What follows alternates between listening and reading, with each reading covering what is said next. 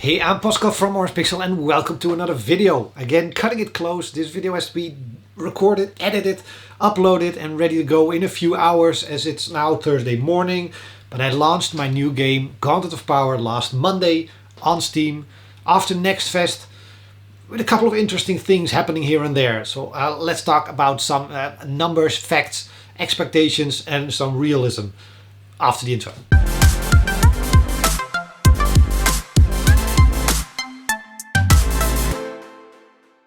Okay, so first let's talk about wishlist numbers, because everybody's always talking about wishlist numbers and how important they are, and that you shouldn't launch on Steam if you're not at 7,000 but preferably 10,000 or higher and higher and higher. And that's obviously true, because the more people wishlist it, the more people know about your game, the more likely they are gonna buy your game. However, this is whole of Orangepixel. Everybody you see right here, right now is everything. So I'm still like one of those proper indie game developers that has to do it all by themselves, and I like to create niche little retro arcade roguelike type games, and they can be a hard sell every now and then, even though my games are pretty kick-ass, if I may say so myself. So make sure to check out Gauntlet of Power on Steam right now.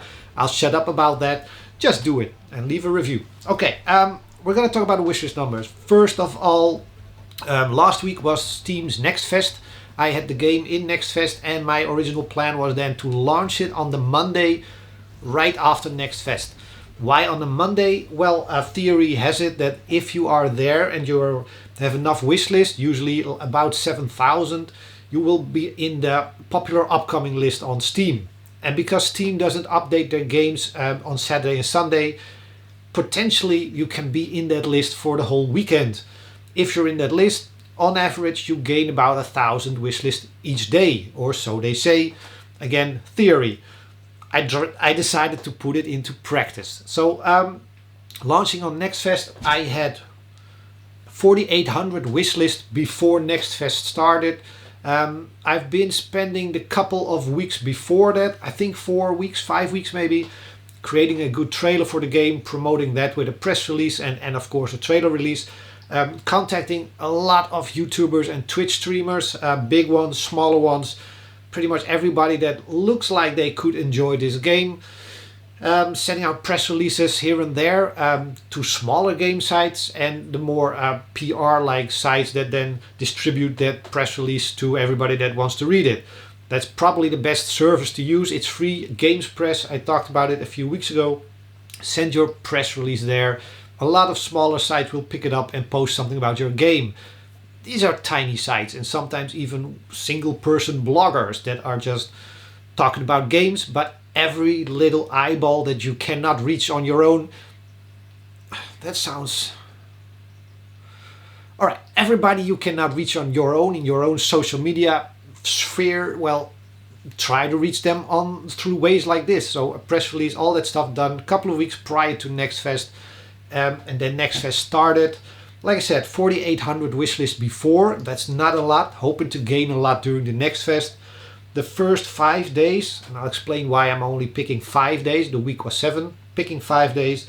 First 5 days, I gained about 150 to 200 wishlist each day, bringing us to 6,300 on the Friday of Next Fest. After Next Fest we ended up with 7,300 wishlist, so above the 7k wishlist that everybody aims for, and that will put you into certain lists and all that stuff. Of course, here the thing is that I was launching the game, so it wasn't just in Next Fest, it also showed up in the upcoming releases list. Alright, so I launched on Monday with the idea that I'll be on that list during the whole weekend, but I checked on Friday when the last games from Friday were pushed out. I wasn't on that list. I was a little bit, wasn't happy with it. But keep on going, keep on pushing. The game launch was set. You can't change it within 1 or 2 weeks from that date. So I was already locked in, couldn't change anything. Had to launch on Monday. Did some work on the game and some mailing some more people, mailing some YouTubers.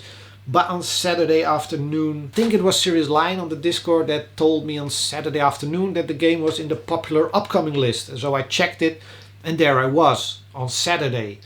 which means since it doesn't refresh, I'll be there on Sunday as well, but also on Monday.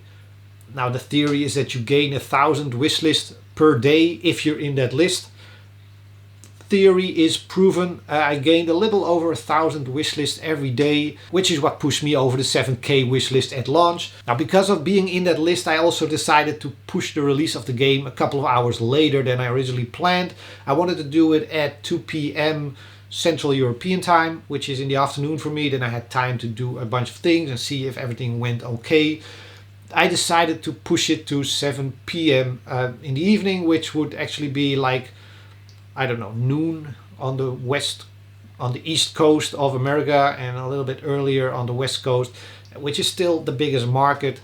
It would also be a perfect time for Europeans. They would all be done with dinner and have some time to be behind the PC looking at Steam and the new releases. But more importantly, it also gave me 5 extra hours to be on that list on the Steam front page and actually push it after Next Fest was done, because that also ended at 7 p.m. Central European time. So I pressed the button at 7 p.m, launched the game, did a lot of press releases. I don't think anybody picked it up, or at least not the big game sites. So far, press hasn't really picked up anything I sent, so it's pretty much a waste of time, but I'll get into those things, what worked and what didn't, in a minute. Let me take my checklist out. Total wishlist right now, as the game already launched, is 9,000. They are still going up, which is good. That just allows me to push updates to the game, and then when I have a good update in a couple of months from now, maybe do another discount. Right now it also has a launch discount. I will just mimic that discount a few months later, and that hopefully gets my game back in their email box, and that's just only a good thing. And every game you launch will always increase in wishlist. The thing with wishlist, I think, is that the key thing is to velocity. Wishlist velocity is very important. If you're not making 10,000 or 20,000 wishlists, try to go for that velocity. Just get a lot of the wishlist in the couple of weeks before you launch. But that's probably the key thing that helped me here. I was at a very low amount. I had a little, I had like less than 5k wishlist, and then it peaked and gained like 2,000. No, yeah, more than 2,000 wishlist in a week.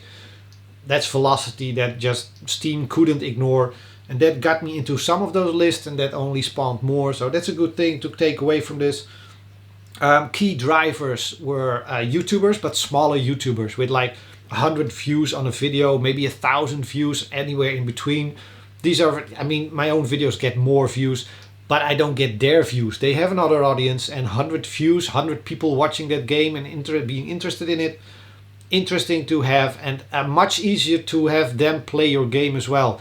They're still open to collaborate with you. They don't ask money, except for one who had like 20 to 50 views on his video. Everybody needs to make money, totally understand it, but not really how it works, especially not for... You need to grow your channel first. Like I just said, big game sites are a waste of time. They probably pick up your game once it's already big and has a lot of attention, and they will do then 10,000 articles about every little detail just to milk it for their own profit. But they don't really, it's very rare that they pick up your game and review it or post news about it. Don't waste time on it. My own social medias were very important. X, Facebook, Instagram, YouTube. TikTok, did a couple of those that did decent numbers, 1,200, 2,000 views. Not bad, comparable to these videos, except a TikTok video is like 1 minute in length and takes maybe 30 minutes to edit it all and get it up and running. So it's pretty good, actually. Newsletter, also an important thing. Just be everywhere. Try to talk about your game everywhere. I know a lot of people look at it and they find it spammy and they don't want it, but then stop following that person for the thing they are doing. My whole social media presence is about Orangepixel and my games. If you don't like me talking about that or asking you to buy my next game, then I'm not sure what you're here for. Besides all the information I give, and that's just the bonus you get. It's for free, but for me in return I hope to actually interest you in my games, and you don't have to feel dirty as a game developer talking about your game and promoting it. Sometimes it feels like that, but it is the thing that you actually are doing. So don't worry, some people will unfollow you. That's just part of it. But those that do follow you are more than likely interested in what you have to say. Yeah, on launch day I got in the new and trending list on Steam, at least in a couple of European countries. Amazing, never expected to be there. Thought I would need a lot more wishlist to get there. Apparently I didn't. Again, I think it's the wishlist velocity and a lot of people jumping onto it. A lot of reviews came in pretty quickly, pretty early. So huge thanks to everybody who did that. There's been some great reviews there. It only lasted like 8 hours being on that list, maybe even less. It wasn't global. I don't think it was global, but it was in a lot of countries. So I call it a win either way. All right, so all these list front page stuff, pretty great. Now let's do a reality check. I hate game developers and videos like this where they talk about all the wins and all the glory and all that stuff. It's not that. The game did pretty well. I didn't really go into certain expectations for how much I would want to sell on day one or in week one. Somebody asked it on the Discord after day one, how does it do? What did you expect? Honestly, had no answer for it. I wasn't expecting stuff. I was just way too busy with getting a good launch and making sure there were no weird bugs happening and people were happy with the game and playing the game and I could push updates, all that stuff.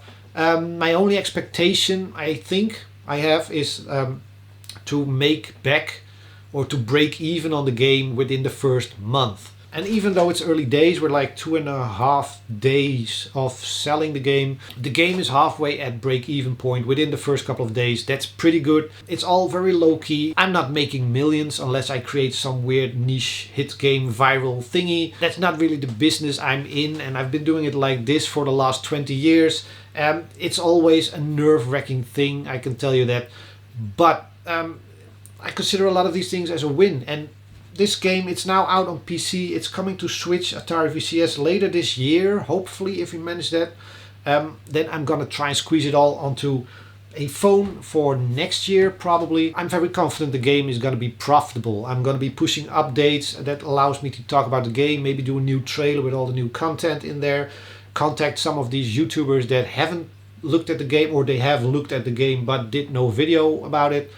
Gonna just keep poking at it while working on my next game, Regulator City, and of course Space Grunt 3. I have a couple of balls juggling up in the air, and I have to keep pushing at it. So depending on how you look at these things, if you're just looking at numbers and stats, maybe you don't see this as a hit game. For me, this is a pretty good game. It's very solid. I still enjoy playing it. Played it for more than an hour yesterday.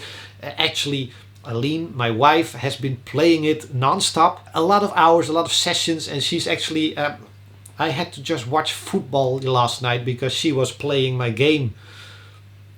Not sure how I feel about that. I think it's a good sign. That's all I'm trying to say. It's a good sign that even she is playing it a lot. So yeah, the game is a success. It's gonna be profitable. In a couple of weeks, I think we're gonna break even.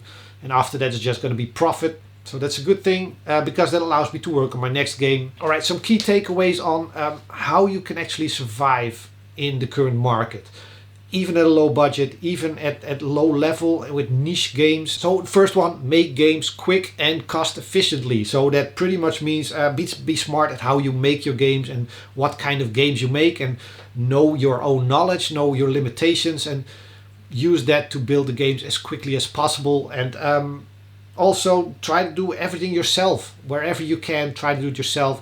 The less money you spend on things or other people, the more money will be for you when the game launches and sells. That's actually pretty normal, but a lot of us never think about it. We just dive in. The second one is the wish list. If you're releasing on Steam, a gaining wish list, like having them at a very high velocity at the end is probably a lot more interesting than gaining 10,000 wish lists over 5 years or 20 over 6 years. A lot of those people will lose interest in your game unless you can constantly get them interested again with new content or new stuff. But most of us smaller game developers, we can't create so much content that keeps them interesting for 5 or 6 years. So try to see if you maybe with a little gamble can try to do a velocity of wishlist at the end. I think that's the key to at least have a good launch. And finally, Next Fest. I've seen game developers, and I've actually done it myself, join Next Fest with a demo for a game that's so far away from how it's going to be when it releases. do Next Fest only when your game is pretty much ready to release. That's how I did it with Gauntlet of Power. The game was ready a couple of months ago. I've been tweaking it here and there, but it was ready to go as a version 1 release. I just didn't do it. I first did Next Fest with a game that was completely ready to go. And I think that's the best way to do it. So really treat Next Fest like one of your last marketing beats before you release your game. And it doesn't have to be the Monday after Next Fest. It was a bit silly and crazy idea I had, which worked out in this case, but it might not next time. So, but make sure you do it quickly after Next Fest. And I think that's the best thing, because it spikes your wish list. It adds a lot of wish lists at the last moment, and that will trigger various Steam algorithms. I'm tired of talking, and I guess you are tired of listening to me. So that's it for this week's video. Thanks for watching. Like, subscribe, comment below, or get Gauntlet of Power on Steam right now. And don't forget to leave a review. We're at 35 reviews, I think. 89 or 90% positive. So I could really use a couple of extra reviews there, because 50 reviews can actually push you into new areas and new things in the Steam algorithm. The faster we get there, the better. And that's all I had to say. So thanks again. See you next week. Bye.